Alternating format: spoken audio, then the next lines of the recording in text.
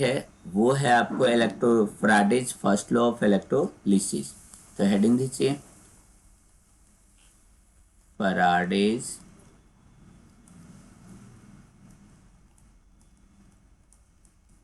First law of electrolysis और second law भी पढ़ेंगे।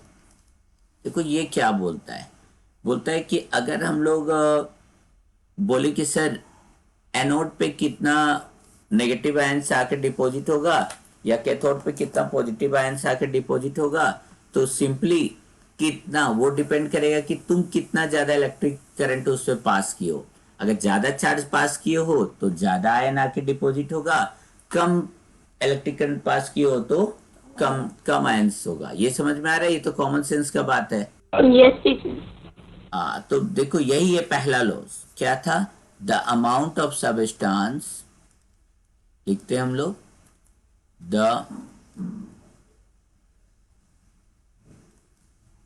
Amount of substance. बोलो किसके ऊपर डिपेंड कर रहा था?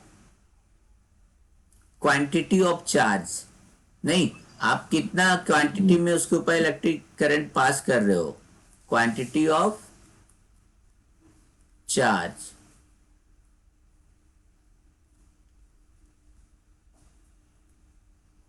Passed through electrolytic solution. किसके ऊपर डिपेंड करेगा? वो डायरेक्टली प्रोपोर्शनल हो गया किसके ऊपर, कितना आपने चार्ज पास किया है। तो चार्ज को हम लोग तो ऐसे भी क्यू से इंडिकेट करते हैं, ठीक है। अब यहाँ पर हम लोग क्या किए, प्रोपोर्शनल का साइन हटा दो, तो यहाँ पर एक कांस्टेंट आएगा। सबको मालूम है जब प्रोपोर्शनल हटता है तो एक कांस्टेंट आता है। यहाँ पर जेड क्या हो गया, जेड को हम लोग कहते हैं कि सर ये इलेक्ट्रोकेमिकल इक्विवेलेंट है। इसका क्या नाम दे दिया? इलेक्ट्रो, क्योंकि इलेक्ट्रोकेमिस्ट्री पढ़ ही रहे हैं, तो इसका नाम हो गया इलेक्ट्रोकेमिकल इक्विवेलेंट। इसका वैल्यू निकालना भी हम सिखाएंगे आप लोग को। और यहाँ पर क्यू इजकल टू क्या होता है, बट सबको मालूम है क्यू किसके ऊपर डिपेंड करता है, कितना करंट पास किया और कितना देर तक पास किया। नहीं, Q is equal to I T, Q का वैल्यू यहाँ पुट कर दो। इजी था, समझा दी यहाँ पर। फिर से हम बता रहे डब्ल्यू जेड कब इक्वल होगा, जब 1 एम्पियर करंट 1 सेकेंड के लिए पास करेंगे तो डब्ल्यू जेड इक्वल होगा। तो इसी के आधार पर हम लोग जेड को डिफाइन करते हैं। को हम लोग को डिफाइन करना था, बता चुके हैं कैसे डिफाइन कीजिएगा। तो लिखते हैं इलेक्ट्रोकेमिकल इक्विवेलेंट इज डिफाइंड देखेंगे कब ना बोलेंगे, स्पीकर जैसा लगा था एज द अभी पूरा ठीक से देखे कहाँ है, defined as the amount of substance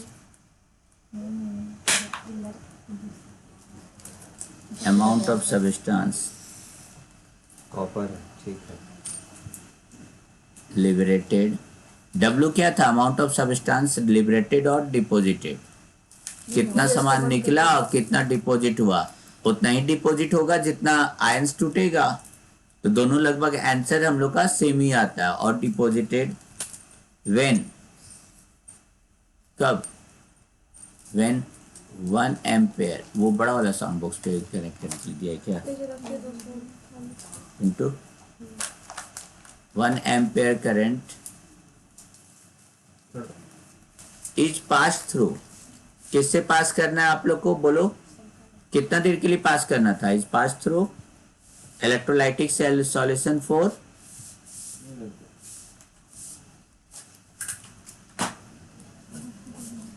बोलिए जल्दी, कितना सेकंड के लिए पास कर रहे थे? For 1 second. तो बोलेंगे सर इसका मतलब डब्ल्यू इजकल टू होता है जेड आई टी। तो आई भी हो गया आपका, क्या बोल रहे हैं, आई कितना बोल रहे हैं? If I is equal to 1 ampere, जो करंट पास किया जा रहा है 1 एम्पेयर का है, और टाइम कितना सेकंड के लिए किया जा रहा है? 1 सेकेंड के लिए किया जा रहा है। तब क्या हो जाएगा, जेड इजकल टू डब्ल्यू, मतलब अमाउंट ऑफ सबस्टांस मतलब क्या हो जाएगा, अमाउंट ऑफ सब्सटेंस लिबरेटेड और डिपॉजिटेड, यही आपका इलेक्ट्रोकेमिकल इक्विवेलेंट कहलाएगा। ठीक है, और देखो डब्ल्यू बराबर जेड इजकल टू क्या होता है बता देते हैं आपका। ये तो हो गया आपका एक पार्ट। एक और देखो, नोट करके लिख लेना इसको, यहां तक तो कोई दिक्कत होगा नहीं आप लोग को। देखो एक चीज और बताए थे, थोड़ा सा इजी हो जाएगा। डब्ल्यू बराबर जेड आई टी, और जेड का हम लोग वैल्यू लिखते हैं यहाँ पर ई बाई एफ। ध्यान देना ई क्या है, एफ क्या है। ई को हम लोग करते हैं इक्विवेलेंट वेट, लंबा क्लास लिए इस पर आप लोग का, इक्विवेलेंट वेट वगैरह हम बता चुके हैं आप लोग को, नहीं। और सॉल्यूशन चैप्टर में काफी लंबा डिटेल से इसको हम बताए थे। और एम बराबर हो गया आपका मॉलिक्यूलर वेट, एम होता है आपका मॉलिक्यूलर वेट। एम कहाँ है? एम नहीं, एफ है फ्राडेज कांस्टेंट वगैरह है। ठीक है, एम बता दे रहे यहाँ पर। तो यहाँ डब्ल्यू बराबर एक नया फॉर्मूला हो सकता है, जेड का वैल्यू रख दो ई बाई एफ, फ्राडेज कांस्टेंट वगैरह भी लिखवाएंगे आप लोग, टेंशन नहीं लो। ठीक है, तो E F by I T होगा, आई टी। और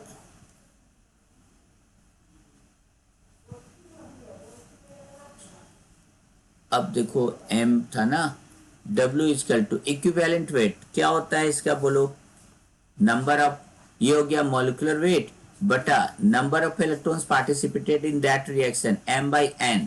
तो m by n f into equivalent weight का फॉर्मूला याद है आप लोग को, या कॉपी पलट के एक बार देख लेना। तो मेन अगर हम लोग का मैक्सिमम जो न्यूमेरिकल बनेगा इस फॉर्मूला से भी बन सकता है।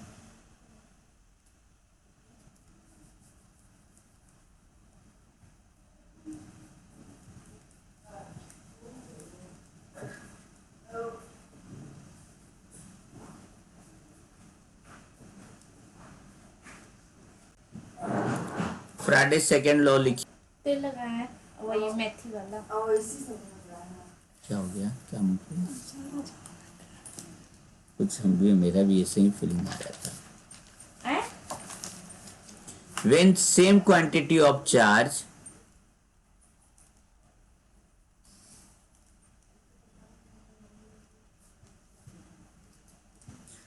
is passed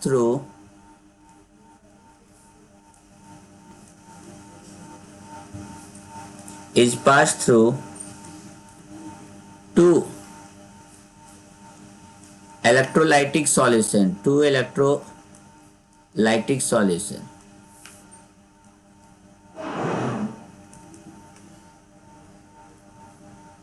connected in series,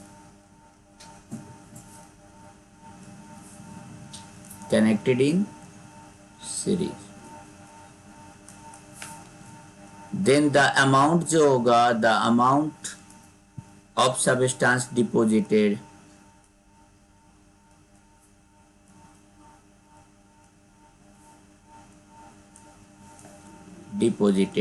वो किसके इक्वल होगा, on any electrode,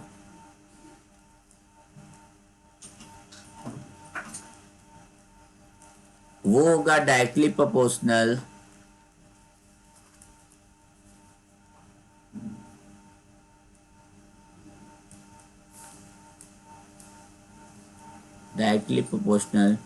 to its equivalent mass. बोलेंगे सर मतलब, देखोगे यहाँ पर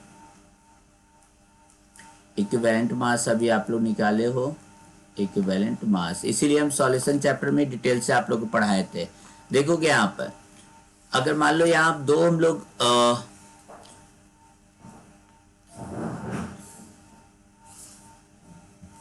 दो इलेक्ट्रोड यहाँ तैयार करते हैं, देखो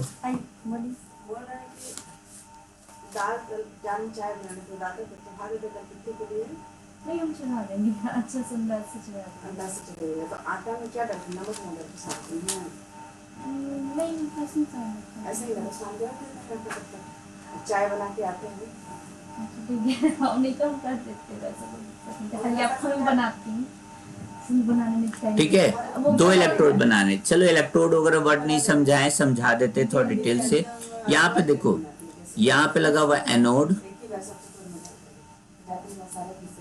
यहाँ लगा दिए हम लोग कैथोड।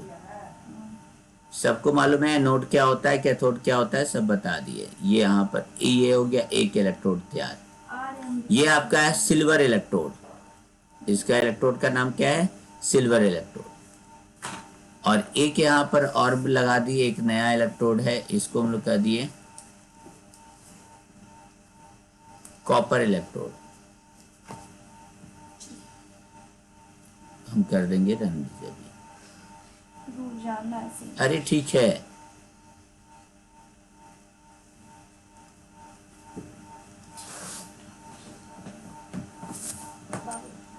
यहाँ पर हो गया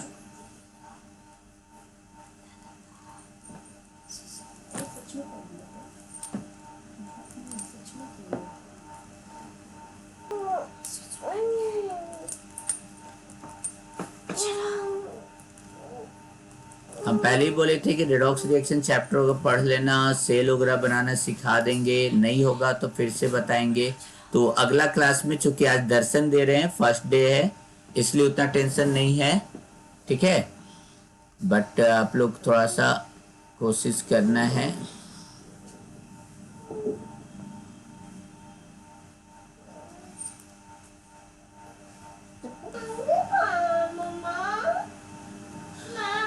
वहाँ चप्पल नहीं लेके आए। इसको जोड़ देते हैं हम लोग पॉजिटिव से, इसको जोड़ते हैं हम लोग नेगेटिव से। तो पॉजिटिव वाले को बड़ा लाइन से दिखाते हैं, नेगेटिव वाले को छोटा लाइन से दिखाते हैं।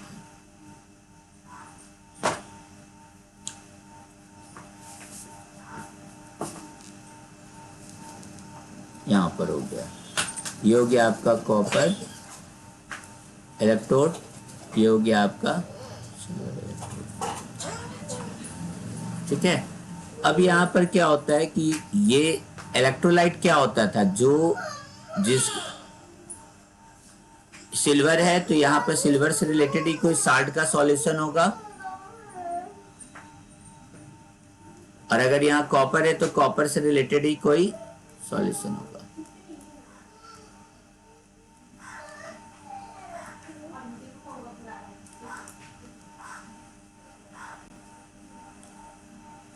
कॉपर से रिलेटेड ही कोई सॉल्यूशन होगा, ठीक है। अब आता है कि सर कितना सिल्वर डिपॉजिट होगा, कितना कॉपर डिपॉजिट होगा, वो डिपेंड किसके ऊपर करेगा। तो देखो एकदम सिंपल सा, जितना भी न्यूमेरिकल है, अभी न्यूमेरिकल ही बनाने जा रहे हैं, इसलिए थोड़ा सा तेजी से वहां तक पहुंचा देते हैं, क्योंकि आज पहला क्लास है इलेक्ट्रोकेमिस्ट्री का, तो वहां तक आप लोग को पहुंचना ज़्यादा जरूरी है, तो थोड़ा सा मजा आएगा। बाकी सेल तो बनाना आप लोग को जो सिखाए थे वो तो काफ़ी मज़ेदार था ही। अमाउंट ऑफ कॉपर डिपॉजिटेड लंबा चौड़ा क्लास हुआ था ना, तो उसका बना के पीडीएफ भेज दीजिएगा आप, ठीक है। तो वो डिपेंड करेगा कि इक्विवेलेंट वेट कितना है सिल्वर का, और इक्विवेलेंट वेट कितना है किसका, कॉपर का। बस ये सारा न्यूमेरिकल आप लोग का इसी पे बनेगा। Into 10⁻23 electrons are required to, आपको कितना सोडियम बनाना था, वन मोल सोडियम बनाना था, टू डिपोजिट 1 मोल सोडियम।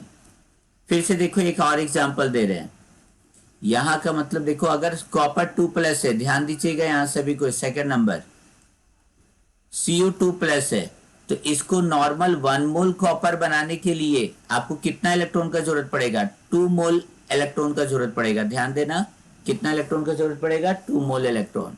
तो आप यहाँ क्या लिखिएगा कि सर 2 मोल इलेक्ट्रॉन का जरूरत पड़ा 1 मोल कॉपर पाने के लिए। तो लिखते हैं 2 मोल इलेक्ट्रॉन्स,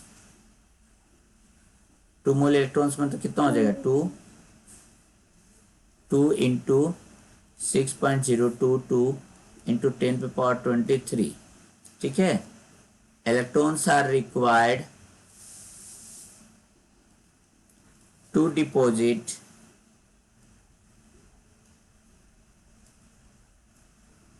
डिपॉजिट का ही स्पेलिंग होना, ये तो नहीं होगा, डिपॉजिट 1 मोल कॉपर। इसी तरह अगर एल्युमिनियम लिखा हुआ रहेगा तो क्या हो जाएगा बोलो? एल्युमिनियम में कितना होगा रोशन? Al3+। कितना इलेक्ट्रॉन, कितना मोल इलेक्ट्रॉन दोगे कि 1 मोल एल्युमिनियम बनेगा? सर 3 इलेक्ट्रॉन देंगे सर। 3 इलेक्ट्रॉन मतलब 3 मोल। ऐसे नहीं बोलेंगे हम लोग, बोलेंगे 3 मोल इलेक्ट्रॉन। तो लिख देते हैं यहाँ पर कि सर यहाँ पर हो जाएगा 3 मोल इलेक्ट्रॉन्स, मतलब 3 इंटू, ये न्यूमेरिकल बनाने के लिए ये वाला पार्ट समझना बहुत जरूरी था। 6.022 इंटू 10⁻23 इलेक्ट्रॉन्स आर रिक्वायर्ड, ठीक है, to deposit 1 mole aluminium, to deposit 1 mole what? Aluminium. ये यहां तक समझ में आ गया होगा सभी को। चार्ज ऑन 1 इलेक्ट्रॉन,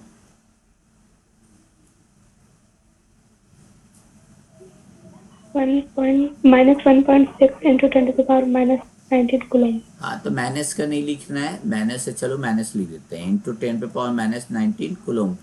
इलेक्ट्रॉन पे माइनस होता है, प्रोटॉन पे प्लस होता है, उसका होता है। अब चार्ज ऑन, तो माइनस मत लिखना है, माइनस वगैरह तो हम लोग इस तरह खाली दिखाने के लिए रहता है कि हाँ इलेक्ट्रॉन है तो इलेक्ट्रॉन पे नेगेटिव चार्ज होता है, माइनस होता है। तो लेकिन अब बताओ चार्ज ऑन 1 मोल इलेक्ट्रॉन पे कितना हो जाएगा? सभी के पास मोबाइल है, कैलकुलेट करके देखो। 6.022 इंटू 1 इलेक्ट्रॉन पे इतना है, तो 1 मोल इलेक्ट्रॉन पे कितना हो जाएगा? 6.022 इंटू 10⁻23 इंटू 1.6 इंटू 10⁻⁻19।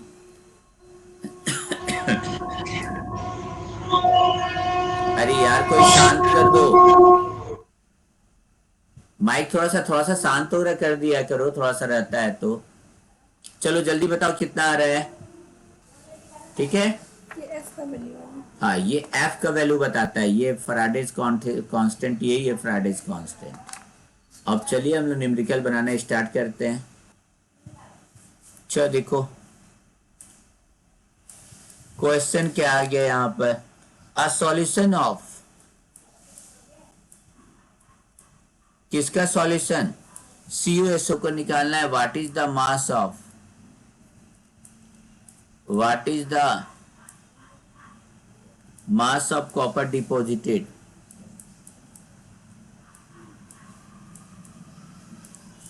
देखो फॉर्मूला आप लोग पढ़े थे, W=ZIT।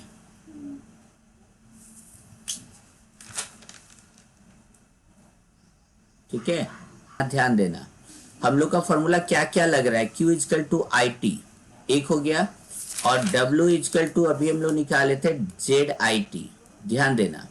तो W= हम लोग लिख सकते हैं यहाँ पे ZQ भी हो सकता है, IT की जगह पे Q कर सकते हैं। ध्यान देना हम लोग क्या कर रहे हैं, W= Z का वैल्यू देखोगे, Z को हम लोग क्या लिख रहे हैं यहाँ पर, अगर Z रहेगा कि सर हम लोग Z का वैल्यू अगर निकाल दे, क्योंकि Q निकालना आसान है, Z का वैल्यू हम लोग कैसे निकालेंगे, तो उसका मॉलिक्यूलर मास निकालो, नंबर ऑफ इलेक्ट्रॉन्स पार्टिसिपेटेड, नहीं अभी हम लोग निकालते हैं Cu2+ तो 2 इलेक्ट्रॉन पार्टिसिपेट कर रहा है तो वो हो जाएगा इनटू फैराडेज। तो इस हिसाब से आपका W= क्या आ गया, W= इस फॉर्मूला से देखो Z, W=ZIT भी हो सकता है और ये भी हो सकता है। तो देखो यहाँ पर क्या हो जाएगा, W= Z का वैल्यू रख देते हैं यहाँ पर, तो M/NF इंटू हो गया Q मतलब IT। ठीक है, तो ये फॉर्मूला थोड़ा सा जो हम पहले बताए थे, तो एग्जाम के टाइम में भी थोड़ा सा हम लोग इसी को कैलकुलेट करेंगे। तो कैसे लिखेंगे, देखो यहाँ आंसर बना रहे हैं, यहाँ पर देखो क्या दिया हुआ है, I दिया हुआ है 1.5 एम्पियर, नहीं T दिया हुआ है, कितना दिया हुआ था T, 10 मिनट्स। तो 10 मिनट्स को हम लोग यहीं पर कन्वर्ट कर लिए किसमें, सेकंड में, तो 10 इंटू 60, ठीक है, सेकंड मतलब हो गया 600 सेकंड। अभी ध्यान दीजिएगा, हम लोग बोलेंगे सर हम लोग को मालूम है अमाउंट ऑफ सब्सटेंस लिबरेटेड और deposited is directly proportional to Q, नहीं कितना चार्ज आप पास कर रहे हो इसी के ऊपर डिपेंड करता है ना। तो थोड़ा एग्जाम में भी थोड़ा सा हम लोग करते हैं W=ZQ कर देते हैं, क्लियर है?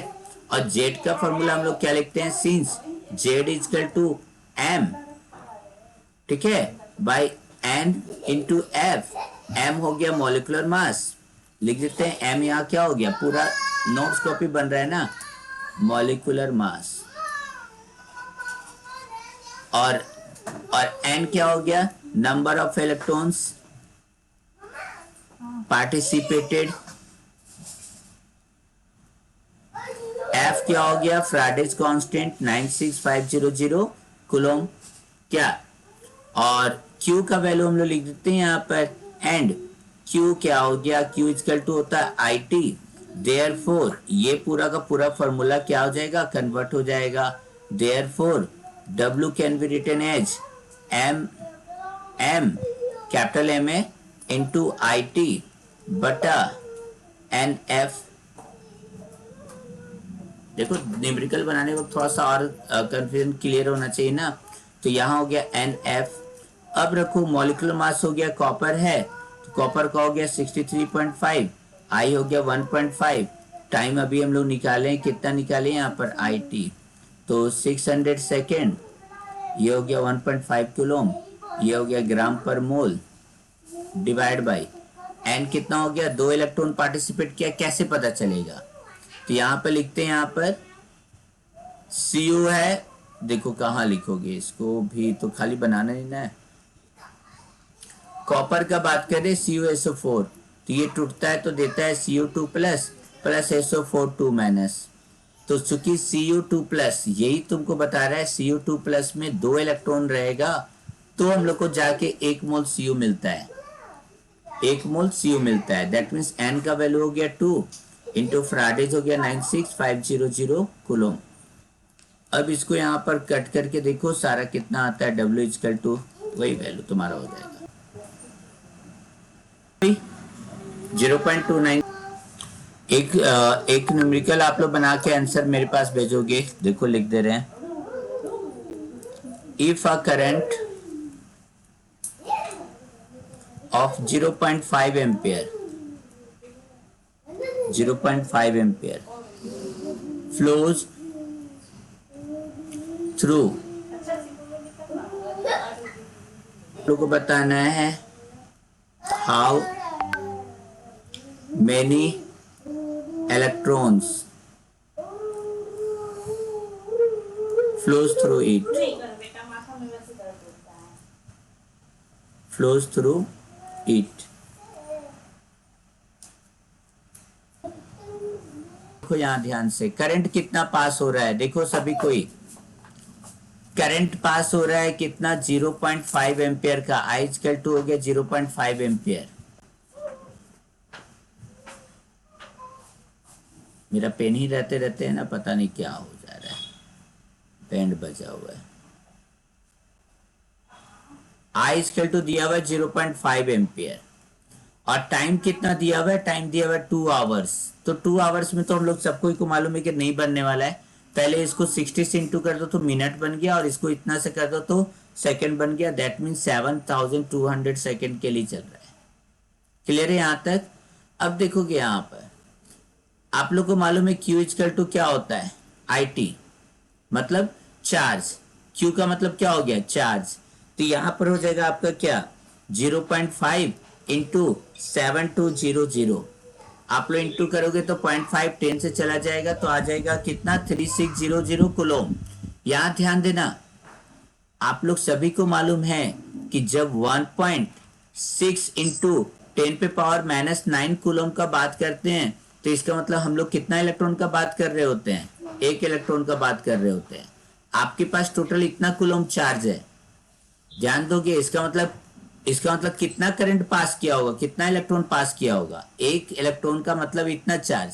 तो 1 कूलम इक्वल टू हो जाएगा 1/1.6 इंटू 10 पे पावर -19। देखो हम इसीलिए यूनिटरी मेथड को ही प्रीफर करते हैं हमेशा। तो पहला वाला क्वेश्चन भी आप लोग के यूनिटरी मेथड हम बना के दिखाएंगे अभी। तो 3600 कूलम चार्ज पे कितना हो जाएगा, 3600 डिवाइड बाई 1.6 इंटू 10 पे पावर -19। अब बोलो क्या होगा, 2.25 into 10 to the power 22.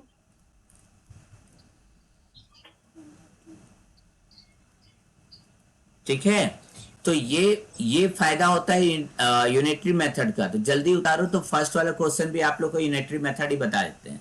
ऐसे समझो बेटी, क्यों यूनिटरी मेथड बनाना चाहिए? क्योंकि फार्मूला नहीं यूज करो। फार्मूला क्या होता है ना, कभी कभी हम लोग दिमाग से उड़ जाता है। फार्मूला है, आप लोग को यूज करते हो, क्या करते हैं, नीट वगैरह एग्जाम दे रहे हो या आईटी सब का दे रहे हो, तब उसमें काम देता है। तो हम वही बताते हैं, यूनिटरी मेथड को ही बताते हैं। देखो यहाँ पर आंसर देखते हैं, फर्स्ट वाला क्वेश्चन जो अभी बताए थे। यहाँ पर था आपका दिया हुआ है CuSO4, ठीक है। तो सबको मालूम है करंट कितना दिया हुआ है। करंट आपके क्वेश्चन में दिया हुआ है 1.5 एम्पियर, हो गया। टाइम कितना दिया हुआ है? टाइम दिया हुआ है 10 मिनट्स।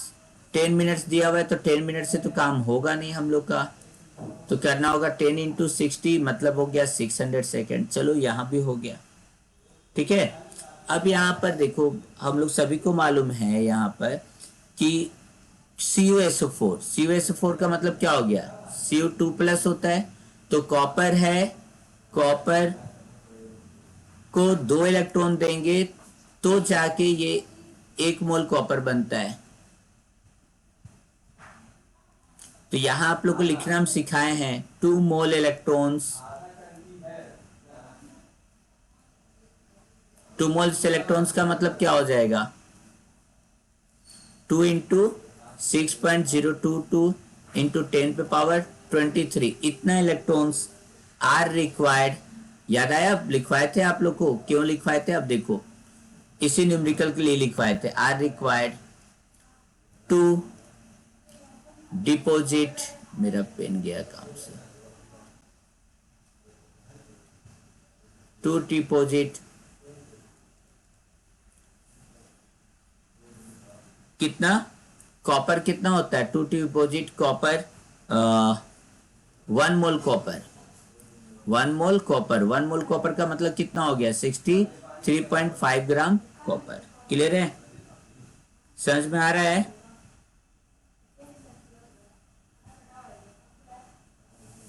यही ना हो गया इसका मतलब।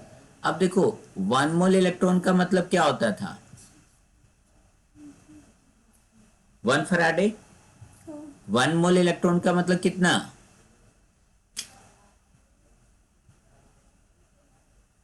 तंग कर दिया यार, इसका तो लगता है एंटीवायरस हमको हटाना होगा। 1 मोल इलेक्ट्रॉन का मतलब हो गया 1 फराडे। तो 1 मोल इलेक्ट्रॉन मतलब क्या हो गया आपका, 2 मोल इलेक्ट्रॉन का मतलब कितना हो गया, मतलब 2 फराडे, मतलब हो गया 2 इंटू 96500 कुलोम, मतलब 200, 2 5 10 0 हाथ में 11 2 6 रहने दो, इतना ही। 2 इंटू 96500 ही रहने दो, बाद में इसको हम लोग देखते हैं यहाँ पर। अब बोलो Q इक्वल टू क्या होता है, IT। तो I हो गया 0.1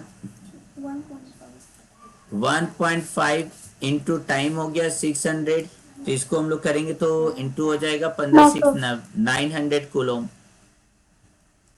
अब आ जाओ अपने पुराने वाले पे, यूनिटरी मेथड में।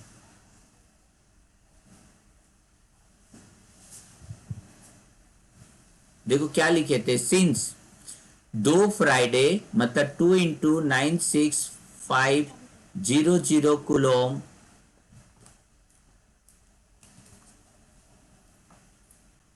इतना चार्ज हम लोग यूज करते हैं, डिपॉजिट करता है कितना कार्ब। देखो ये 1 मोल कॉपर को करता है, तो 1 मोल कॉपर का मतलब क्या होता है, डिपॉजिट कॉपर 1 मोल। 1 मोल का मतलब कितना ग्राम, 63.5 ग्राम।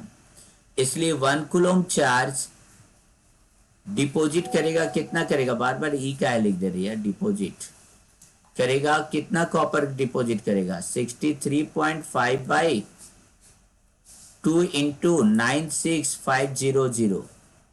लो, देयरफॉर आपका टोटल चार्ज कितना निकाले हो, 900 कूलम निकाले हो। तो 900 कूलम चार्ज डिपॉजिट करेगा कॉपर कितना, तो 63.5 इंटू 900 डिवाइड बाई 2 इंटू 96500। देखो कितना आता है आंसर। 0 देखो तो कितना आ रहा है 296। तो देखो आप लोग प्रीफर करना इसी को, यूनिटरी मेथड करो, सारा न्यूमेरिकल हम लोग से बनेगा, ठीक है। ये बेस्ट तरीका है आप लोग का, ठीक है, आ रहा है ना।